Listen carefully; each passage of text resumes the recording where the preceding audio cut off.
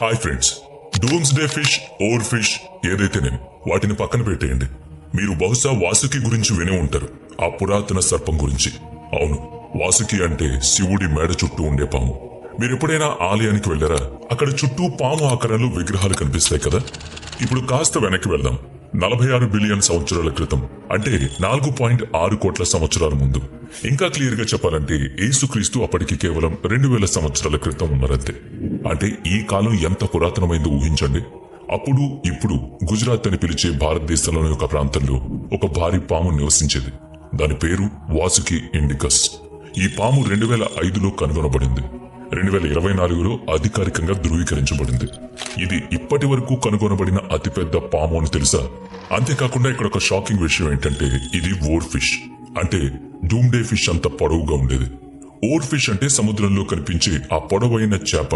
దాదాపు 11 మీటర్ల వరకు పెరిగే జీవి. చాలా మంది ఇలా అడుగుతున్నారు, ఈ రెండు జీవులకు ఏమైనా సంబంధం ఉందా? నేను ఈ రోజు దాన్ని పూర్తిగా మీకు చెప్పబోతున్నాను. మీరు నమ్మగలరా?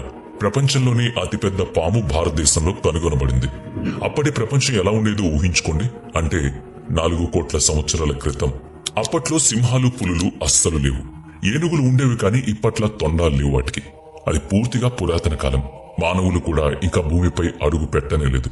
కాబట్టి అప్పుడు ప్రపంచం ఎలా ఉండేది? వాసుకి ఎలా కనుగొనబడింది? దానికి ఆ పేరు ఎందుకు పెట్టారు? చాలా ప్రశ్నలు మన మనసులో మొదలవుతున్నాయి కదా. మనం ఇవన్నీ వివరంగా తెలుసుకుందాం. ఇది నిజంగా అద్భుత విషయం. మనం చేసిన లెవియథాన్ వీడియో తర్వాత మీరు చాలా మంది నన్ను వాసుకి గురించి కవర్ చేయమని అడిగారు. కాబట్టి ఇదిగో మనం ఈ అద్భుత కథలోకి వెళ్ళిపోదాం. కానీ మొదట ఒక చిన్న రిక్వెస్ట్. మీరు ఇప్పటి వరకు మన ఛానల్ ని సబ్స్క్రైబ్ చేసుకోకపోతే దయచేసి మన ఛానల్ ని సబ్స్క్రైబ్ చేయండి. ఎందుకంటే అది మన టీం అందరికీ కూడా మరింత మోటివేషన్ ఇస్తుంది. అలాగే మరిన్ని ట్రెండింగ్ టాపిక్స్ ని మీ ముందుకు తీసుకొచ్చే అవకాశం ఉంటుంది. సరే, ఇప్పుడు ఈ విషయంలోకి వెళ్దాం. చాలా సంవత్సరాలుగా టైటానోబోవా అనే పాము అతిపెద్ద పాముగా రికార్డు కలిగి ఉంది. కానీ 2005లో గుజరాత్ లోని ఒక లిగ్నైట్ గనిలో అద్భుతమైన ఆవిష్కరణ జరిగింది. ఒకరోజు గుజరాత్ లోని ఒక మైనింగ్ ఫీల్డ్ లో కార్మికులు పనిచేస్తుండగా వాళ్ళకి ఒక పెద్ద ఎముక లాంటి వస్తువు కనిపించింది. ఏంటిది? ఒక సాధారణ రాయి కాబోలు అని అనుకున్నారు. కానీ దాన్ని బయటకు తీసేందుకు తవ్వక మొదలు పెట్టారు. అక్కడ తవ్వుతున్న కొద్ది ఆశ్చర్యం ఏంటంటే 27 అలాంటి ముక్కలున్నాయని తేలింది. అన్ని ఒకేలా కనిపిస్తున్నాయి. లోతుగా తవ్వినప్పుడు ఈ ముక్కలన్నీ ఒకదాని పక్కన ఒకటి చక్కగా ఉన్నాయి. ఏదో పెద్ద రహస్యం బయటపడుతుందని అందరికీ అనిపించింది. ఇవన్నీ ఒకే జీవి నుంచి వచ్చినవా లేక వేరువేరు జీవులవా అని తర్జన భర్జన పడ్డారు. ఆ స్థలానికి పిలిచారు పరిశోధకుల్ని. ఈ 27 ముక్కల పాము వెన్నెముకను పోలి ఉన్నాయని తేలింది. అది కూడా ఒక సాధారణ పాము కాదు సుమా, ఏదో అసాధారణమైన జీవి. ఇప్పుడు అందరి మనసులో ఒకే ప్రశ్న, ఇవి ఏ జీవి ఎముకలు? ఇంత పెద్దవి ఎలా ఉన్నాయి? 2005 నుంచి శాస్త్రవేత్తలు ఈ శిలాజాలను ల్యాబ్ లో అధ్యయనం చేస్తూ వాసుకి రహస్యాన్ని విప్పుతున్నారు. గుజరాత్ అంటే మనకు ఎడారి లాంటి పొడి ప్రాంతం గుర్తొస్తుంది కదా. వర్షాలు తక్కువ, ఎండలు ఎక్కువగా ఉండే ప్రదేశం. కానీ ఈ శిలాజం మనకు ఒక కొత్త కథ చెప్పింది. ఒకప్పుడు ఈ భూమి ఇలా ఉండేది కాదని. వాసుకి గురించి తెలుసుకున్న తర్వాత భారతదేశ చరిత్రలో మనకు తెలియని అనేక పేజీలు తెరుచుకున్నాయి. ఈ అద్భుతమైన పాము 47 మిలియన్ సంవత్సరాల క్రితం జీవించింది. అంటే 4.7 కోట్ల సంవత్సరాలకు ముందు. ఐఐటి రూర్కీ పరిశోధకులు ఈ శిలాజాన్ని కనుగొన్నారు. వాళ్ళు దీన్ని పీర్ రివ్యూడ్ అధ్యయనాల ద్వారా ధృవీకరించారు. వాళ్ళు కేవలం యాదృచ్ఛికంగా కొన్ని ఎముకలను కనుగొనలేదు. దీన్ని సరైన శాస్త్రీయ పరిశోధనతో బ్యాకప్ చేశారు. అనేక నిపుణులు దీన్ని పరీక్షించారు, సమీక్షించారు. అవును, ఇది నిజంగా పాము శిలాజం అని నొక్కి ఒక్కానించారు.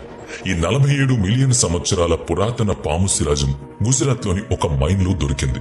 ఇది చాలా ప్రశ్నలకు కేంద్ర బిందువుగా మారింది. 4.7 సంవత్సరాల క్రితం గుజరాత్ ఒక ద్వీపం. అవును, నిజంగానే అదొక ద్వీపం. అప్పుడు పాకిస్తాన్ లేదు, చైనా లేదు, హిమాలయాలు కూడా లేవు. ఆ సమయంలో భారతదేశం ఇంకా దక్షిణ అమెరికా మరియు ఆఫ్రికా నుంచి దూరంగా జరుగుతోంది. ఒకప్పుడు దక్షిణ అమెరికా, అర్జెంటీనా, ఆఫ్రికా మరియు భారతదేశం అన్ని ఒకే భూభాగంలో ఉండేవి. నెమ్మదిగా భారతదేశం వాటి నుంచి విడిపోయి తన సొంత ప్రయాణాన్ని మొదలుపెట్టింది. నేటి రోజుల్లో పాములకు ప్రసిద్ధమైన ప్రాంతాలు ఏవి? బ్రెజిల్, మెక్సికో మరియు భారతదేశం. చాలా కాలం క్రితం ఈ ప్రాంతాలన్నీ ఒకే భూమిలో భాగంగా ఉండేవి. అప్పుడు భారీ పాములు ఉనికిలో ఉండడం సహజం కదా.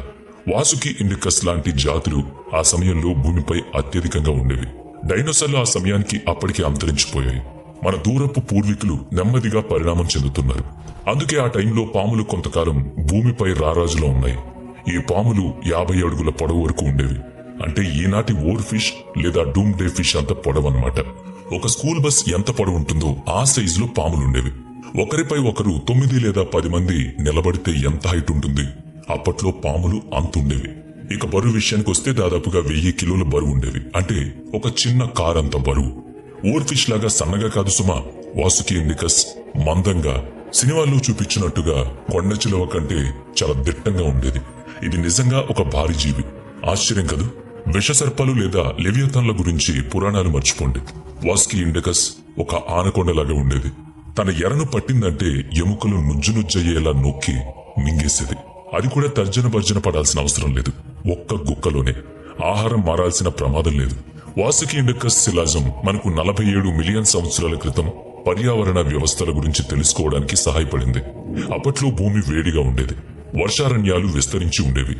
ఈనాటి పొడి గుజరాత్ ఒకప్పుడు ఉష్ణమండల అడవిగా ఉండేదని, అందులో స్కూల్ బస్ కంటే పొడవైన ఇలాంటి పాము జాతులుండేవని తెలిసింది.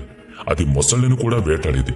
అవును, ఎందుకంటే ఆ కాలం ఈ భారీ పాములు జీవించిన కాలం. అందులో వాసుకి ఇండికస్ రారాజు. తరువాత తిమింగలాలు సముద్రానికి అనుగుణంగా మారాయి. కానీ మిలియన్ల సంవత్సరాల క్రితం తిమింగలాలు భూమిపై నడిచేవి. అవి అప్పట్లో సముద్ర జీవులు కాదు, భూమిపై క్షీరదాలు. అవును, అప్పట్లో మనకి ఇండికస్ ఆ తిమింగలాలను కూడా వేటాడేది. కానీ తరువాత తిమింగలాలు సముద్రంలో జీవించడం మొదలుపెట్టాయి. ఆ కాలంలో వాసుకి ఇండికస్ ఒక పీడకల లాంటిదట. భూమిపై అత్యంత భయంకరమైన వేటగాడు అది. హిందూ పురాణాల్లో వాసుకి శివుడి మెడ చుట్టూ చుట్టుకున్న పాము. అయితే పేరు స్త్రీలింగంగా అనిపించిన వాసుకి వాస్తవానికి మగ. అతను సర్పాలకు రాజు. నాగలోకాన్ని పాలిస్తాడు. నాగులకు నాయకత్వం వహించాడు. శివుడి భక్తుడు కూడా. ఒక పురాణ సంఘటనలో అతను కీలక పాత్ర పోషించాడు. దేవతలు మరియు రాక్షసులు అమృతం కోసం సముద్రాన్ని చిలకడానికి వాసుకుని తాడుగా ఉపయోగించారు. ఈ సంఘటన మీలో చాలా మంది చూసుంటారు, లేదంటే విని కూడా ఉండొచ్చు. ఇక మరణం అనివార్యం, కానీ శివుడు మాత్రమే దాన్ని అధిగమిస్తాడు. శివుడు మాత్రమే శాసిస్తాడు అని చెప్తారు కదా. అందుకే వాసుకి శివుడికి తనను తాను అర్పించుకున్నాడట. శివుడు ప్రపంచం కోసం అన్నిటినీ గణంగా పెట్టి ప్రమాదం ఉన్నప్పటికీ ఆ విషాన్ని తాగుతాడు. అయినా అతను బ్రతుకుతాడు. వాసుకి శివుడి మెడపై అతని త్యాగానికి చిహ్నంగా నిలిచింది.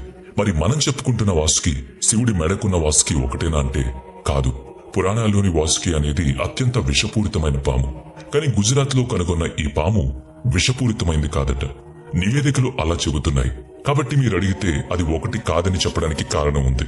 వాసుకి విష సర్పం. అలాగే ఇప్పుడు చెప్పుకుంటున్న వాసుకి మాత్రం ఒక బలమైన పెద్ద సర్పం. అది తన బలంతో ఎదుటి జీవులను చంపేసేది. సరే, ఇదంతా పక్కన పెడితే ఇప్పుడు ఈ అద్భుతమైన జీవుల గురించి కనుగొనడం గురించి కొంచెం చరిత్రను తెలుసుకుందాం. ఈ పాము శిలాజు ఎప్పుడైతే కనుగొనబడుతుందో అప్పుడు ప్రళయం వస్తుందని సంకేతం కాదు. అలాంటిదేమీ జరగదు. నిజానికి ఇది 2005లో కనుగొనబడింది. ముందు చెప్పినట్లుగా శాస్త్రవేత్తలకు ఇదేంటో పూర్తిగా నిర్ధారించడానికి 9 ఏళ్లు పట్టింది. అంటే కనుగొన్నది 2005లోనే, కానీ అది ఏంటో తెలుసుకోవడానికి 2014 వరకు శ్రమించాల్సి వచ్చింది. సంవత్సరాల పరిశోధన తర్వాత భారతదేశం ఒక భారీ అడుగు వేసింది. ఇప్పటి వరకు అతిపెద్ద పాముగా పేరొందిన టైటానోబావా బిరుదుకు సవాల్ విసిరింది వాసుకి. భారతీయ శాస్త్రవేత్తలు ఈ వాసుకి ఇండికస్ ను ఒక బలమైన పోటీదారుడిగా ప్రపంచానికి పరిచయం చేశారు. వీడియో నచ్చితే లైక్ చేయండి, షేర్ చేయండి. ఇప్పటి వరకు మన ఛానల్ ని సబ్స్క్రైబ్ చేయనట్లయితే ఇప్పుడే సబ్స్క్రైబ్ చేసుకుని పక్కనే ఉన్న బెల్ ఐకాన్ పై క్లిక్ చేయండి. నెక్స్ట్ వీడియోలో మళ్ళీ కలుద్దాం. Thanks for watching.